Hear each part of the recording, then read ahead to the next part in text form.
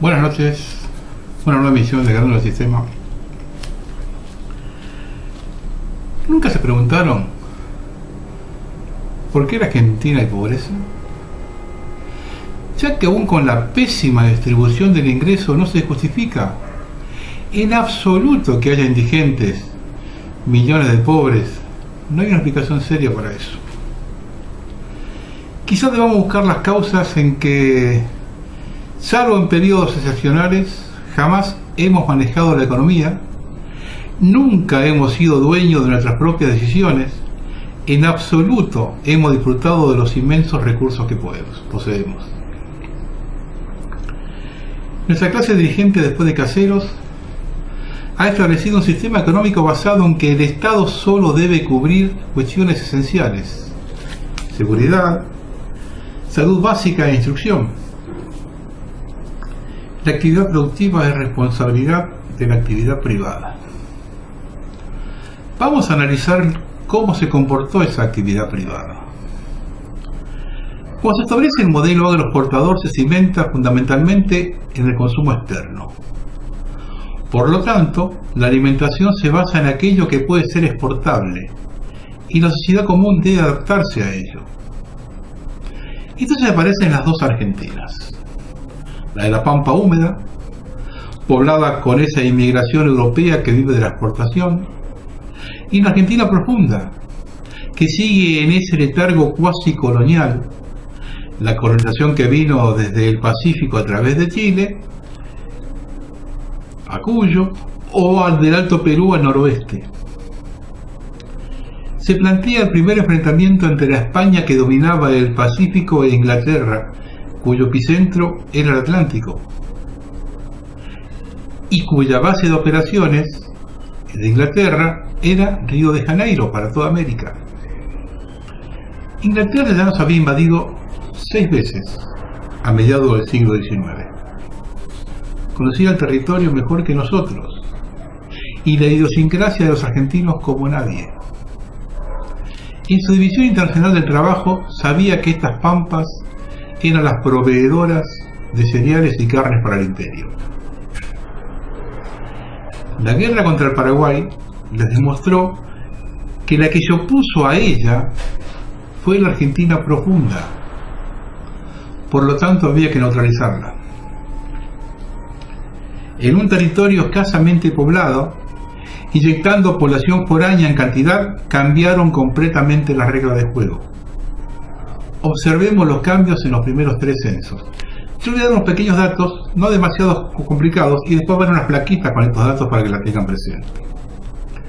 El primer censo de 1869 da 1.787.468 habitantes en todo el país, de los cuales 950.000 vivían en la Patagonia, en la Pampa húmeda,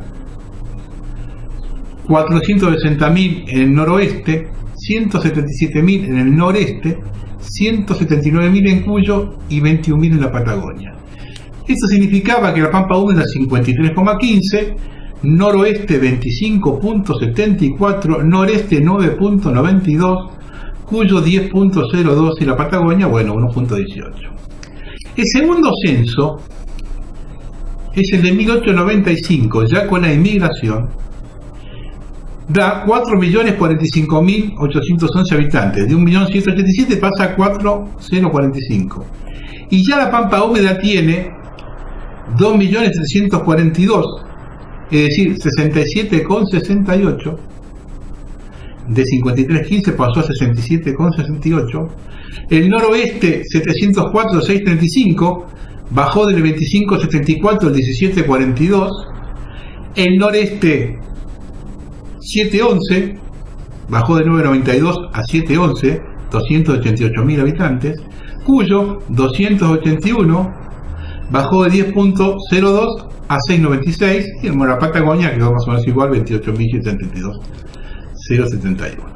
El último censo que vamos a ver, y acá terminamos esto, porque es el censo de la inmigración, en 1914, el tercer censo, da un total de 7.903.665. Y ya la Pampa húmeda tiene 5.823.010, 73,68. El noroeste 994.801, 12.59. El noreste 466.173, 5.9. Cuyo 513.056, 6.49. La Patagonia 106.625, 1.34. ¿Creen que esto no fue planificado? En 50 años la pampa húmeda aumenta un 40% la población, y el interior profundo, noroeste y Cuyo, donde estaba más arraigada la cultura hispánica, perdió un 45%. Si lo tomamos en cantidad de habitantes, no en porcentaje, es tremenda la diferencia. Observen, 950.000 habitantes en la pampa húmeda en 1869 y 637.000 en el interior profundo, una diferencia de 313.000. 50 años más tarde, 5.823.000 contra 1.508.000. La diferencia es 4.315.000. Ahí quedó sellada la suerte de la Argentina. Y si tenemos en cuenta que parte de la inmigración también se dirigió a Cuyo, la diferencia con el noroeste es aún mayor. Perdió un 52%. Ahora vamos a ver estas plaquetas para que las tengan presentes.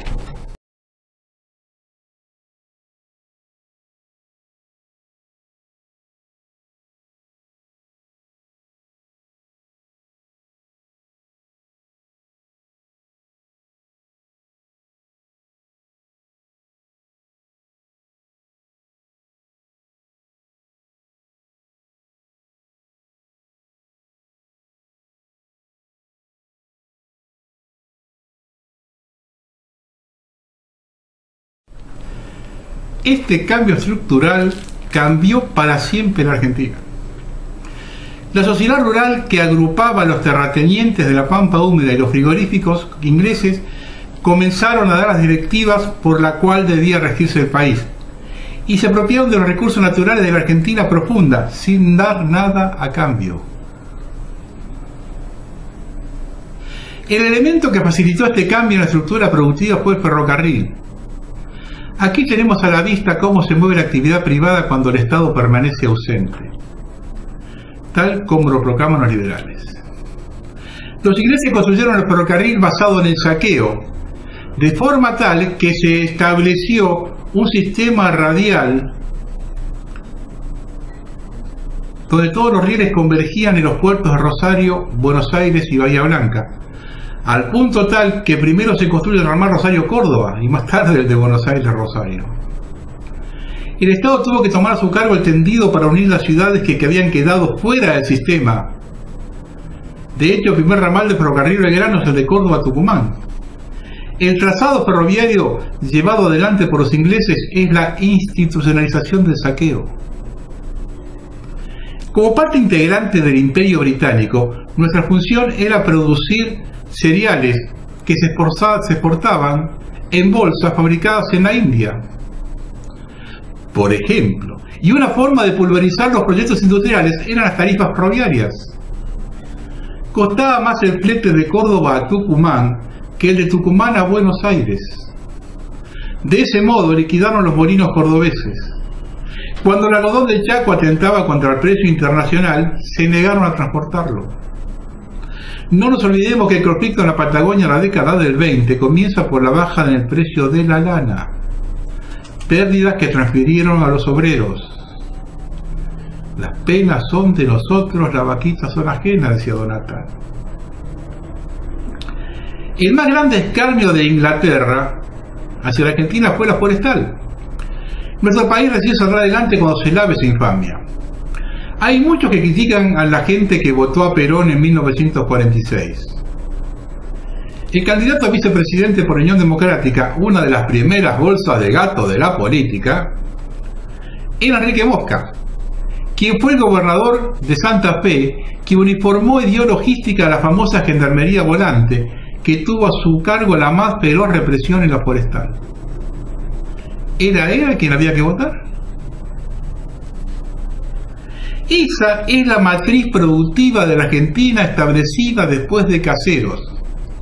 Salvo en los periodos afectados por las guerras, el primero por Irigoyen y el segundo por Perón, cuando se deben sustituir importaciones debido a que la industria inglesa estaba afectada al tema bélico, el modelo clásico de la generación del 80 se mantuvo inalterable. Esos dos periodos, una vez pasados los efectos de la guerra y cuando su economía estaba en vía de recuperación, se terminaron abruptamente con sendos golpes militares pro-ingleses, en 1930 y en 1955. Dos hechos caracterizan cada uno de esos golpes. Para que vean que acá es todo por dinero, El primero con la firma del Pacto Roca-Ruziman, donde nos sometimos más allá del régimen colonial. De hecho, Lisandro de la Torre en el Senado lo denuncia. En estas condiciones no podría decirse que la Argentina se haya convertido a un dominio británico, porque Inglaterra no se toma la libertad de imponer a los dominios británicos semejantes humillaciones. En el diario The Spectator, en Londres, en 1931, William Barton manifiesta que Argentina hace tiempo que es prácticamente una colonia británica. Y por parte de Sir Arthur M. Samuel, afirma en el Parlamento británico: la mejor solución de los problemas es que la Argentina se convierta en declarado miembro del Imperio Británico. Otro legislador exaltado manifiesta: hasta los ponchos que usan los gauchos en las pampas son fabricados en Manchester, lo que era cierto. Pero empiezan a haber algunas similitudes para que vean que el problema es siempre el mismo. Uno de los artículos versaba sobre la concesión de Inglaterra de un empréstito de 13 millones de libras esterlinas. Pero el 70% de esa cifra fue destinado para pagar a la metrópoli las utilidades de los ferrocarriles.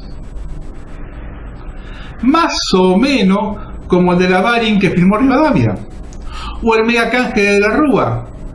De los 45.000 millones solo llegaron 5, el resto fue a los bancos acreedores. Tropezamos 3 veces con la misma piedra. ¿Pretendemos otro resultado? Otro tropiezo con la misma piedra fue otra cláusula secreta que establecía la creación de un banco central mixto, donde se le otorgaba a la banca privada de capital predominantemente británico el control financiero del país. El Banco Central que se creaba le imponía al Estado obligaciones, debía poner la mitad de los capitales, pero no derechos. No tenía poder de decisión, solo 5 directores entre 12, ni la capacidad de tomar préstamos para el gobierno nacional, provincial o municipal. En suma, protegía los intereses privados para que el Estado no los perjudicara y favorecía el endeudamiento externo del país. Ese es el Banco Central actual que continúa rigiendo nuestra política económica siendo miembro de la banca Rothschild. Misma piedra que la creación del Banco Nacional en la época de Rivadavia. La mayoría de los accionistas eran comerciantes ingleses que compraron acciones con pagarés descontados en el mismo banco o con billetes de papel prestados por el banco. Estaba controlado desde Londres. Le doy un solo ejemplo del coloniaje. A principios de 1824 prestó dinero al general portugués Lecor para mantener el dominio de la banda oriental, en ese momento parte integrante de la Argentina. Ese es hoy el Banco de la Provincia de Buenos Aires. Otro hecho que caracteriza a los ingleses lo da la devaluación de la libra a fin de la Segunda Guerra Mundial. Nada menos que el 40%, lo que significó que todo el aprovisionamiento de alimentos y materia prima durante el conflicto fuese pagado casi a la mitad de precio. Y tampoco pagaron el 40%, comenzaron a negociar la venta de los ferrocarriles al gobierno, lo que aquí se vendió como una reivindicación histórica, cuando en realidad fue uno de los mejores negocios ingleses. Vendieron a un muy buen precio un sistema que hacía 20 años no le invertían un peso. Nunca aprendemos cómo se negocia con esta gente. Jamás pierden un centavo. De las forestales se fueron en 1965. Cuando se retiraron, el gobierno de la provincia decidió pagarle 2.500.000 pesos la legua cuadrada de peor calidad y 3.750.000 por legua cuadrada de estancia. Hasta el final hicieron negocio. Durante el último gobierno militar, Martínez Dios generó deuda externa con la garantía de las empresas del Estado, las que fueron rematadas después por Menem. Rivadavia crea la Caja de Amortización de Fondos Públicos que emite certificados para pagar esa deuda con garantía hipotecaria de las tierras adyacentes a la ciudad. Por eso se lanza el infeteusis o arrendamiento de las mismas, porque no podían venderlas y no darlas. La historia oficial dice que fue sancionada para evitar que pasara a manos privadas. Pasó 1 siglo y medio entre Rivadavia y Martínez Dios. En el medio, la generación del 80, el pacto de Roca-Russiman, la Revolución Libertadora. ¿Cuándo nos vamos a dar cuenta dónde está el problema? En la Argentina de hoy hay más de 100 empresas líderes que son inglesas y terratenientes de esa nacionalidad tienen millones de hectáreas.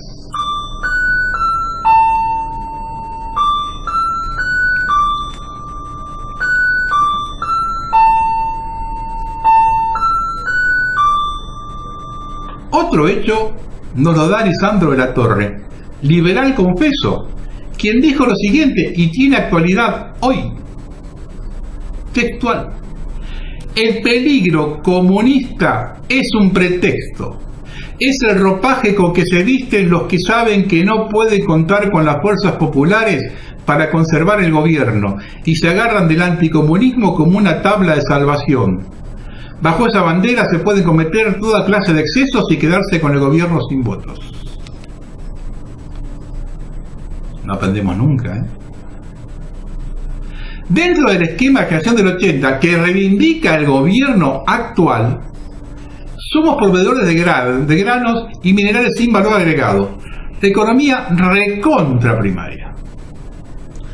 ¿Cuál es la diferencia con los chinos que nos venden tecnología a cambio de grano de soja?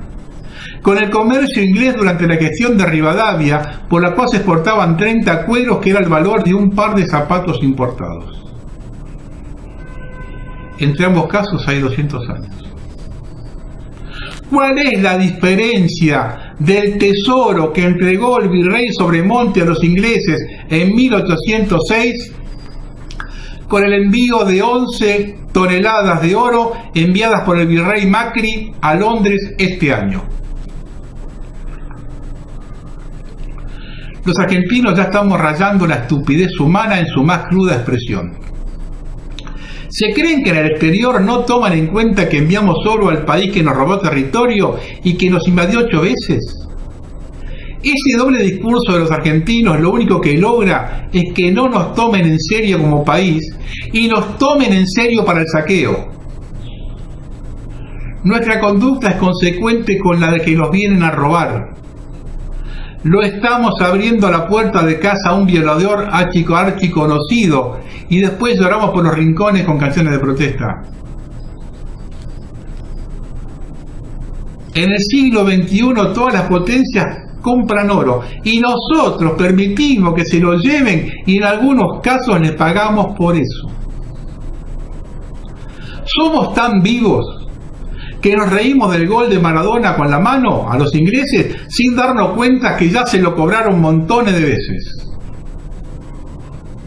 Somos tan pensantes que seguimos sosteniendo que la guerra de Malvinas fue una locura de un general borracho, pero no analizamos que hoy los kelpers tienen uno de los ingresos más altos del mundo por los permisos de pesca y regalía de petróleo, ambos robados a la Argentina. A ver si lo entendemos de una vez por todas, vivos de la cuadra, los más inteligentes de América, ciudadanos de la Europa trasplantada. Esto es por plata, manga de idiotas. Sigan consumiendo la prensa independiente.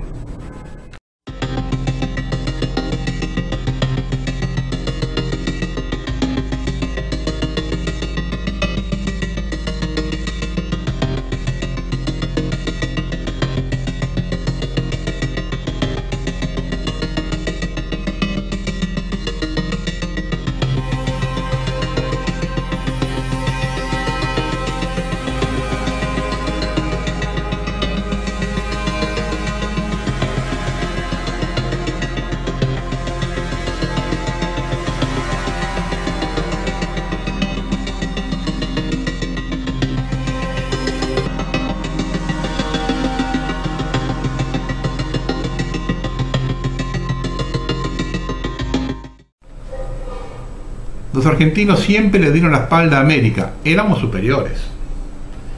Díganme, ¿a qué país de Latinoamérica lo trataron y saquearon peor que a nosotros? Igual puede ser, peor no. ¿Dónde está la superioridad? ¿Cuál es la diferencia entre la usurpación de las Islas Malvinas y de Belice a Guatemala? Siempre nos hemos creído ser parte de Europa, pero durante la guerra de Malvinas, salvo Irlanda, toda Europa apoyó a Inglaterra, a pesar de los millones de descendientes de italianos, españoles, alemanes. Se dio la porriada más grande de España, que tiene el mismo problema que nosotros con Gibraltar. ¿Nos vamos percatando el motivo de nuestra pobreza? 9 años más tarde de la guerra de Malvinas, le entregamos nuestras empresas a España, a sabiendas que detrás de cada sociedad española estaba la corona británica. Nos robaron con la Telefónica, con Repsol, con Aerolínea. Sostuvieron la decadente colonia española con las ganancias y el robo que llevaban adelante en la Argentina. Y nosotros tranquilos, porque la mitad de la población viajaba al exterior, cambiaba el auto, mientras por abajo se gestaba la más grande desgracia de los argentinos. Esa que reventó en 2001, cuando se llevaron todo lo que había en los bancos y dejaron a esa mitad golpeando la puerta de los bancos para que le devuelvan el dinero, y a la otra mitad sobreviviendo con el trueque. A ver si lo entienden. Entre la deuda externa, lo que ya hemos pagado de intereses y el dinero que hay en el exterior sacado de este país, suma más de $1 billón. Billón.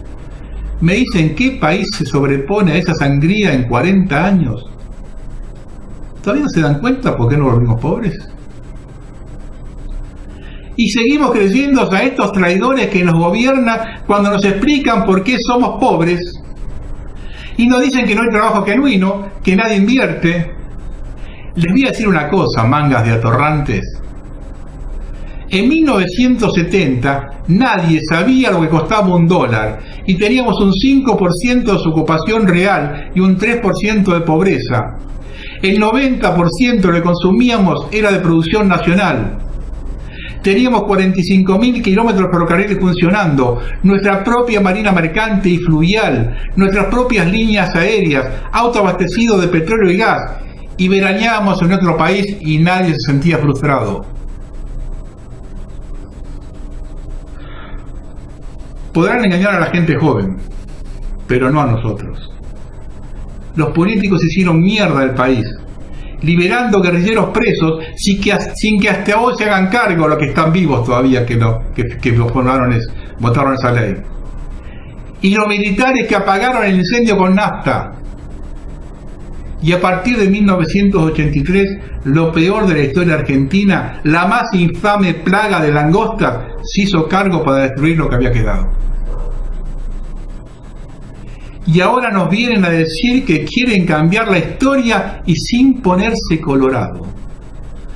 Macri se va a la casa de vacaciones, a la casa de un usurpador como Lewis, que se pasa por las pelotas un fallo de la justicia, y tiene un aeropuerto que funciona como cabeza de playa entre nuestro país y Malvinas. Y ahora nos enteramos que también es socio. Pregunto, Mauricio, ¿qué sabes del aeropuerto de Puerto Lobos? ¿Qué conocés lo que entra y sale por allí? ¿Es parte de la herencia de Cristina? Porque se habilitó en 2008. ¿Está incluido dentro de los acuerdos secretos entre vos y ella?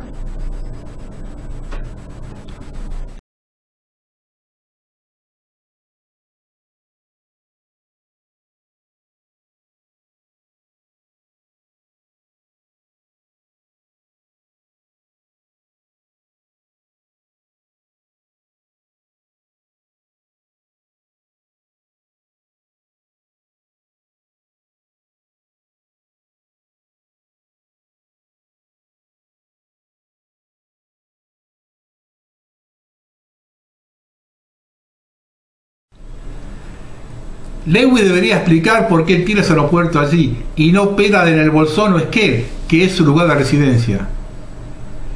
Esa pista no tiene vigilancia de radares, en medio de la nada, zona que se considera área natural protegida y a unos 1200 kilómetros de Malvinas. Se sabe que tiene 2.200 metros de largo, está asfaltada, pintada, tiene hangar y sistema de apoyo como para que aterricen aviones de cualquier porte. Fue hecha en convivencia con el anterior gobierno provincial radical. Les usaron máquinas de vialidad provincial y el silencio del actual gobierno peronista. Están todos complotados acá. El liberalismo plantea un mundo materialista. Por consiguiente, si no entendemos que cada paso que dan quienes manejan la política del mundo lo hacen en función de sus propios intereses, no podemos encontrar una solución al problema. Si un país posee determinada riqueza, es lógico que defienda el interés de poner esa riqueza a disposición de sus habitantes. Si otro país, a través de sus empresas, considera que necesita esa riqueza, va a hacer todo lo posible para obtenerla, por supuesto en contra de los intereses de sus habitantes, y ahí queda planteado el conflicto. La Argentina, merced a la traición de sus gobernantes, muchos por una genética cipaya y otros por la corrupción de un sistema que tiene justamente la corrupción como su elemento principal, han entregado esa riqueza al extranjero. Y no es una cuestión de ideario político, sino de sentido común. Cualquier gobierno que se precie de serio debe asegurar el bienestar de su población conforme lo que el país esté en condiciones de ofrecer. No es lo mismo lo que puede ofrecer un país superpoblado sin recursos que la Argentina.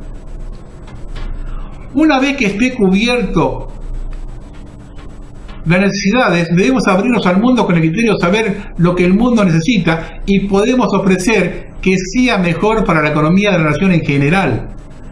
Puesto que es mejor para el conjunto, necesariamente es mejor individualmente. Ahora bien, si los recursos y la decisión política sobre ellos se los entregamos a empresas cuyos intereses son diferentes a los nuestros y están en otro lugar, no esperemos que nadie venga a hacer filantropía.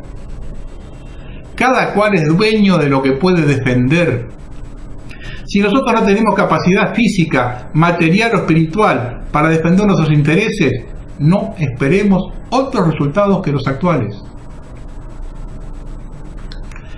El sistema global domina los medios de difusión, mediante los cuales se introduce en la población verdades de apuño, como la que permanentemente difunde el gobierno de Macri, para justificar lo injustificable. De ese modo, está desesperanzada la ciudadanía porque no hay salida en un país quebrado. Pero ¿puede haber salida si en uno de los países más ricos del mundo la riqueza del mismo está en manos extranjeras y la política económica la maneja la banca mundial? La pregunta surge a la vista. ¿Qué sucedería si cambiamos ambos ejes? Tener autonomía financiera y económica y manejar nuestros recursos. Por ejemplo, ¿por qué permitimos que se exporte lo que necesitamos para el consumo externo? ¿Por qué no fabricamos lo que podemos fabricar y necesitamos? En los 70, que cité anteriormente, prácticamente todo era de fabricación nacional. Le doy un ejemplo para la gente joven. Los mayores ya lo saben, pero hay muchos chicos que me están viendo que no lo saben. Por 1968 se llevó adelante una carrera en Alemania para vehículos tal cual salían de fábrica. Argentina envió 3 Torinos de Renault que ganaron la carrera. Salieron segundo porque le descontaron unos puntos por error de los pilotos. Estaba el loco Di Palma ahí arriba, le descontó unos puntos a él y por eso salió, pero en recorrido y en tiempo salió primero. Esos vehículos eran 96% nacional. Eso significaba un inmenso polo industrial de autopartes que daban trabajo a miles de personas, como los polos de herramienta, los de fabricación ferroviaria, los afectados a las Fuerzas Armadas. Era un entramado de fábricas distribuidas por todo el país, no solo de ensamble, sino de fabricación de piezas y repuestos. Una Argentina que construyó su planta de aluminio en la Patagonia, con su central hidroeléctrica y el tendido de 1000 kilómetros de tendido de cables. Los liberales que destruyeron la Argentina a partir de los 70, en vez de justificar lo injustificable, deben explicar por qué desmantelaron ese país. Porque lo hicieron ellos, no un gobierno populista. Todo comenzó con Martín y Dios y culminó con Cavallo. ¿Eran populistas ambos? Nos envuelven con en sus propias crisis que las tenemos que asumir como propias, que el efecto tequila, que las hipotecas basura, todas, absolutamente todas, fueron generadas ex profeso. Y todo comenzó con la más importante, la de 1929, el más grande negociado de la Reserva Federal. Y no lo digo yo, lo dice Milton Friedman, Premio Nobel de Economía, en su libro The Counter-Revolution in Monetary Theory. Fíjese lo que dice Milton Friedman en ese libro. Resulta clarísimo que en todos los momentos de la gran crisis la Reserva Federal tenía dentro de sus facultades la de prevenir la disminución de la cantidad de moneda y producir un aumento de la misma. Eso no se lo intentó, o por el contrario, había sido aplicado perversamente, había sido utilizado para provocar una increíble deflación de la economía norteamericana y del mundo. Y acá nos venden que son cosas del mercado. Los personeros del sistema global nos vienen mintiendo con la complicidad de los medios hegemónicos y la traición de la dirigencia política. La Argentina es pobre porque los personeros del sistema la empobrecieron y ahora viene a terminar con los despojos con una sarta de mentiras. Veamos algunos datos. ¿Por qué esta gente se lleva puesta a la República? Pero que se la lleven puesta con un relato lleno de mentiras es inadmisible. El 2015 no fue un año recesivo. Según la consultora Ferreres, la economía creció un 1.7%, la industria 1.1% y la inversión 1%. Para el FMI el crecimiento fue de 1.5%. Si bien no son buenos índices, menos del 2%, 2,5%, que es el aumento de la población, menos de eso es negativo, no es negativo, pero no estamos era el saldo positivo, que no alcanzaba, macanudo. Y todas las economías, tampoco había una aceleración inflacionaria. Todas las consultoras privadas reconocían que la inflación venía cayendo desde 2014. Comparando enero-noviembre de 2014 con el mismo lapso de 2015, según el IPSI, la inflación había caído del 31,4 al 18,2. Las estadísticas de la ciudad de Buenos Aires mostraban que la inflación pasó del 33,6 al 19,7. Lo mismo para el IPC Congreso, que pasó del 33,5 al 20,4. Las reservas estaban al 10 de diciembre en $25.000 millones, después de pagar 5.000 millones en octubre por el Boden 15. Y otro tema fue el dibujo fiscal en una vergonzante operación que demuestra lo perverso del accionar de este gobierno. Conforme al cálculo tradicional del mismo, estaba un 2.3%. Pratt Guy sabía que ese índice no le servía y comenzó una burda maniobra. No tengo todo el detalle de la maniobra, no lo puedo explicar acá porque no terminamos más. Una burda maniobra moviendo cifras para llevarlo al 3.5 y no le servía. Nuevas maniobras contables lo llevaron al 5.8 y no le cerraba menos del 7%, que fue lo que le dijeron del Centro de Operaciones de Cambiemos, que no podían menos del 7%. Que fue lo que ellos habían dicho en la campaña. Hicieron toda su campaña diciendo que había un déficit de fiscal del PBI del 7%. Entonces no podían después decir que no había eso. Entonces se dieron cuenta que enfrente tenían millones de boludos. Y al 5.8 le agregaron las promesas que habían hecho en la campaña, que calculaban en 1,5 puntos. Y llegaron al mágico 7.3. Y todos comprando el verso de la pesada herencia como buen argentino de B2. Macri, siguiendo las instrucciones del poder mundial de terminar para siempre con Argentina, pone en marcha la tercera etapa del plan de destrucción.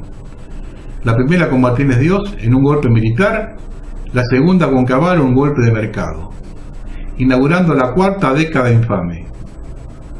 Otra vez el gobierno de Hood Rodin, que le saca a los pobres para dar a los ricos y vuelve a poner las cosas en su lugar, todos los recursos del país en manos privadas.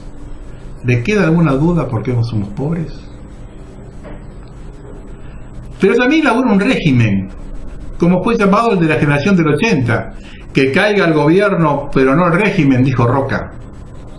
Mientras dejaba caer a su cuñado Juárez Selman, luego la Revolución Radical. Cuando promulguen el voto electrónico, ahí sigamos por un siglo. Eso sí, todos contentos porque nos modernizamos y ahorramos papel en defensa del ambiente. Estamos en el siglo XXI, todo perfeccionado, los medios de difusión al servicio del régimen, la seguridad a cargo de servicios de inteligencia externos, la represión al orden del día. Lo acontecido en Lago Mascardi, apañado por los funcionarios del gobierno, nos demuestra que su fuerza de choque tiene vía libre para matar. Y yo sé que algunos dirán, a esos indios de mierda hay que matarlos a todos. Momentito. Vamos a hablar un poco de gobierno y los mapuches.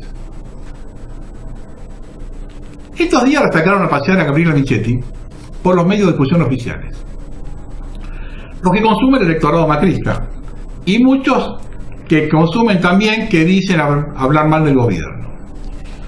La vicepresidenta dijo cosas interesantes, que no comprendía este recrudecimiento del tema mapuche y que desde hace 2 años recrudecieron su accionar. Mentiras que dicen por la impunidad de los medios del sistema. La mayor actividad se dio en los años 2014 y 2015, cuando se incendia el refugio en Bariloche y la estación ferroviaria, asesinan al sargento Aigo, intentan asesinar al oficial de justicia Verónica Peláez, queman los camiones que intentan asesinar a los choferes en la ruta 40 cerca del Maitén, lanzan la operación Tormenta de Fuego por 3 meses en diciembre de 2014, lo que significó incendios forestales hasta mediados de marzo de 2015.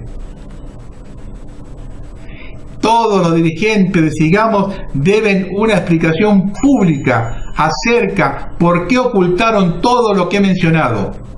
Nadie, absolutamente nadie de estos traidores a la patria dijo una sola palabra de ello. El propio Macri recibe en la Casa de Gobierno a la ucraniana de avenida Mapuche, Karol Soares Burlowski, a quien intentó asesinar a la oficial de justicia e insultando a todos los argentinos.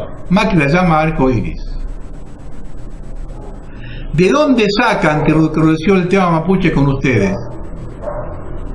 Otra cosa interesante de la que habló es el arsenal encontrado en Lago Mascardi. Quiso enumerar las armas de fuego y no le salía ninguna. Vamos a poner las cosas en su lugar. Si la RAM es un grupo terrorista en operaciones y a Facundo Jones Guala se nos indica como el líder de ese grupo, entonces lleven a la cárcel a sus cómplices, encubridores o partícipes necesarios.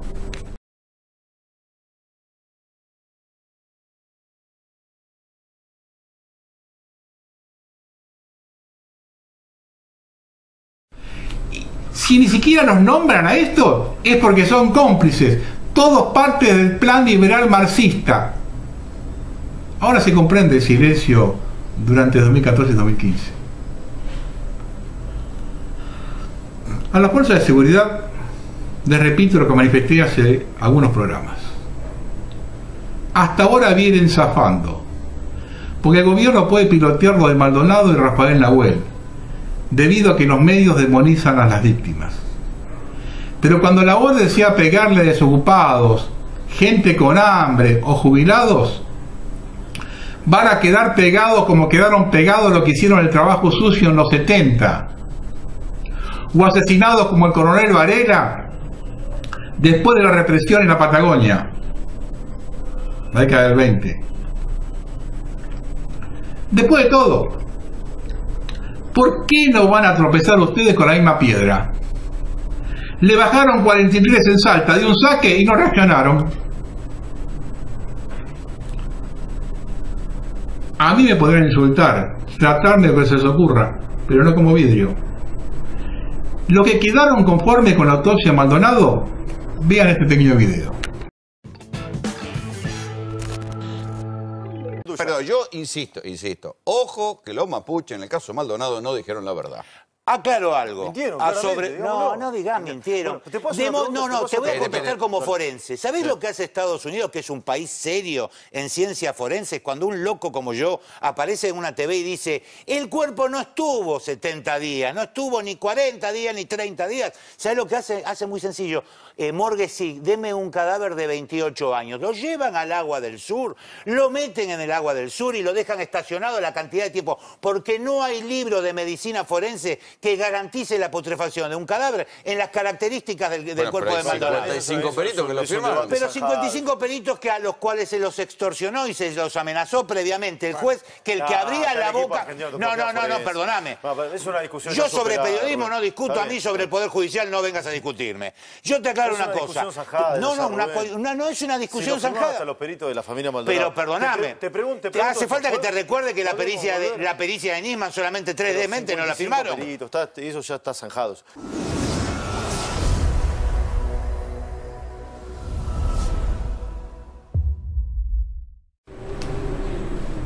Este hombre no está loco, ¿eh? Varias cosas que la autopsia no confirmó. Entre ellas la fecha de la muerte. Hay un margen de muchos días en el medio sin explicación. Por otro lado, ciertos temas sin tratar. Respecto al estado de conservación de la ropa, los documentos, el dinero, el calzado, la mano en el bolsillo de alguien que se está ahogando. Absurdo. La declaración del testigo en Montevideo. Además, no murió ahogado porque se cayó pescando o haciendo un asado, sino en operativo de gendarmería. Lo que sucede es que la prensa del sistema ya cerró el caso y anda a cantarle a Gardel. Insisto con estos temas, porque el plan económico de Macri cierra con represión sí o sí. Y cuando las víctimas no sean los indios de mierda o los negros vagos, el procedimiento para reprimir será el mismo. Y si mataron por la espalda y no pasó nada, ¿por qué van a cambiar? Siempre reclamamos cuando vemos el final de las cosas y no recordamos cuándo comenzaron. Lo mismo acontece con el submarino. Muchos me tratan de conspiranoico. Responda a una pregunta. ¿Por qué lo buscan más allá de la plataforma continental? ¿Qué hacía allí? ¿Les conviene encontrarlo? ¿O ya lo vieron y tomaron la determinación de no levantarlo? ¿Cómo deciden de golpe suspender el rescate cuando los equipos extranjeros están en la zona y otros por llegar? No sea cosa que el audio entre las corbetas Brown y Spiro sea real, porque es del 20 de noviembre, solo 5 días después de la pérdida del contacto.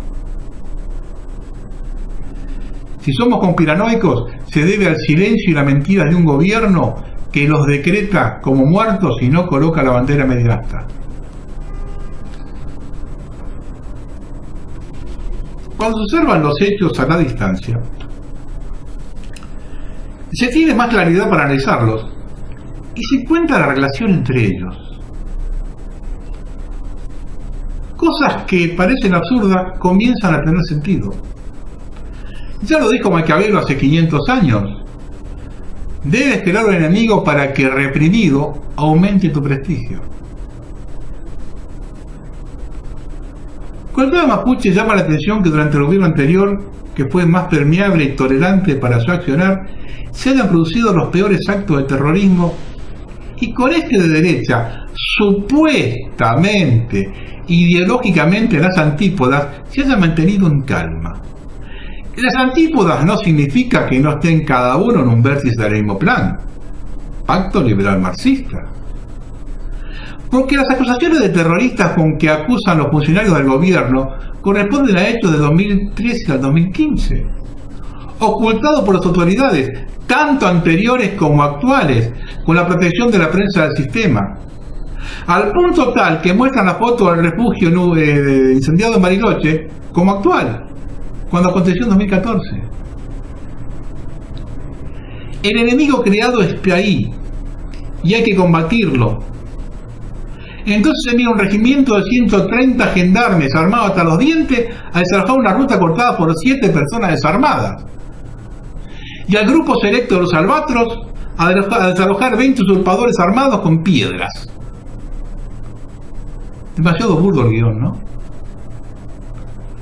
Los mapuches con celulares de última generación que nadie explica a quién se los provee y dónde carga sus baterías. Deben entregar 2 personas para el sacrificio y así justificar la intervención y el estado de guerra. Y lo hacen con 2 individuos que no pertenecen a la comunidad.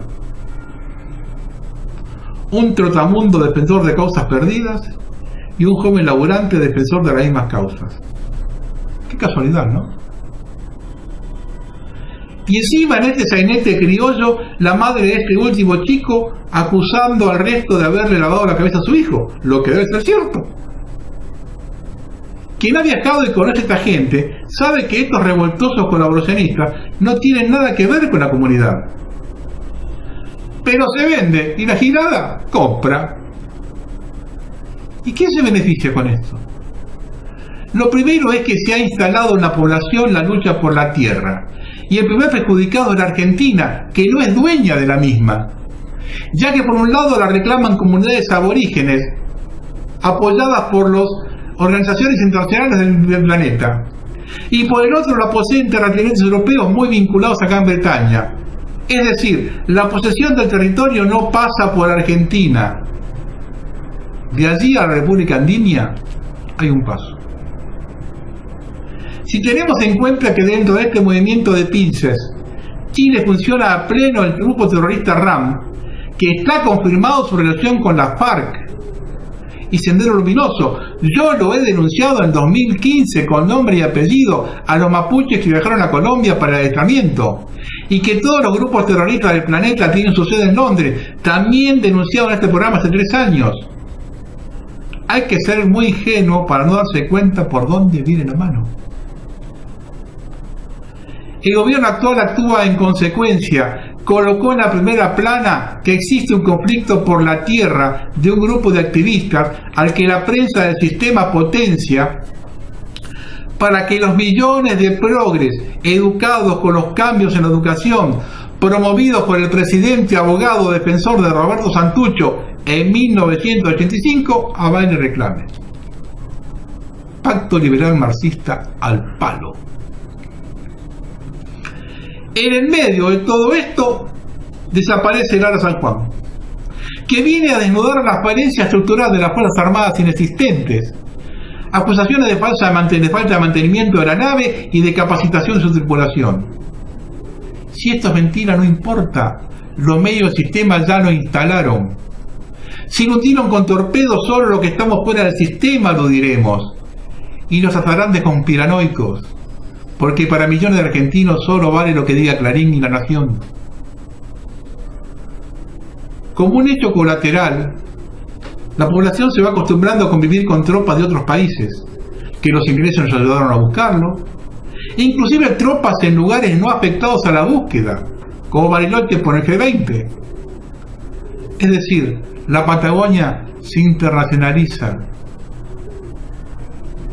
Para completar el cuadro tenemos las 2 provincias más hostiles a la deriva, propensas a cualquier circunstancia. Y como frutilla del postre, sancionaron una ley que baja los ingresos de los sectores más vulnerables de la sociedad para que el eje del reclamo gire hacia ahí y no hacia la Patagonia. Todo bien pensado. Y a esta altura de los acontecimientos es irrelevante saber qué pasó con el submarino. Nunca lo vamos a saber, porque estamos en manos de la prensa del sistema que nos miente y nos oculta todo permanentemente. Pueden rescatarlo o no. ¿Quién puede confiar en las imágenes que nos muestren? Además, el efecto buscado es la consecuencia por la desaparición, no el cómo desapareció. Y aunque ustedes no lo crean, los conspiranoicos le estamos marcando la cancha. Si lo encuentran a 400 metros, significa que es cierto el audio que pasamos. Y es del 20 de noviembre, cuando aún podrían estar vivos, quedan al descubierto. Además, ¿se animan a sacarlo y que aparezca con un boquete de afuera? ¿A quién le echan la culpa? Lo mejor que les puede pasar es que lo encuentren a 1000 metros y no se lo puede rescatar. Demasiada casualidad de situaciones acontecidas simultáneamente durante un gobierno que se mueve al compás del nuevo orden mundial, sumiso por complicidad, lleno de cipayos. Todo se da cuando hay un avance de las partes interesadas. Israel profundiza sus aspiraciones en la Patagonia, trayendo cada vez más mochileros sin frontera que hacen un relevamiento continuo de la Patagonia y ya están en escuelas educando a nuestros niños. Gran Bretaña potenciando su base en Malvinas como fundamental para el control del Atlántico Sur. Mientras nosotros seguimos discutiendo la absurda pobreza existente en la Argentina y sin percatarnos cuál es el origen de la misma. Nos están despojando de nuestra patria por medio de un plan de más de 150 años. Un plan tan perfecto que el 95% de la población aún no se dio cuenta. Y cuando se materialice, al 50% no le importa. Buenas noches.